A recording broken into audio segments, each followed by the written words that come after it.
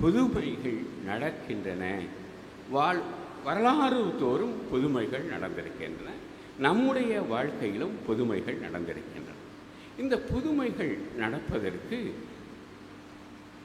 இறை இரக்கம் முக்கியமானதாக அமைகிறார். இறைவன் இரக்கம் கொள்கிறார், கருணை கொள்கிறார், டிவைன் மெர்சி. அதனால் தான் புதுமைகள் நிகழ்கின்றன. காரணம், துன்பப்படுகிற தனி மனிதர்களை, துன்பப்படுகிற சமூகங்களை கடவுள் அப்படியே விட்டுவிட விரும்புவதில்லை. மாறாக அவர்களுக்கு வாழ்வு கொடுக்க விரும்புகிறார். எனவே கடவுள் இரக்கம் கொள்கிறார்.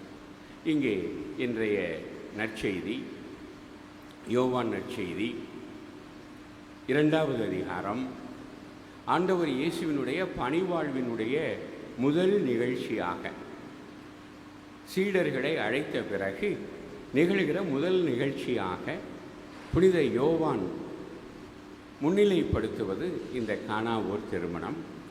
இதிலே திராட்சை ரசம் இல்லாமல் போகிறது. அப்பொழுது அன்னை மரியா என்ன செய்கிறார் என்று சொன்னால், 2:3 ஒன்றும் அலட்டிக்கல, நேர இயேசுவிடம் போய் திராட்சை ரசம் தீர்ந்து விட்டது என்று சொல்லுகிறார். ஆண்டவர் இயேசு அவரிடம்,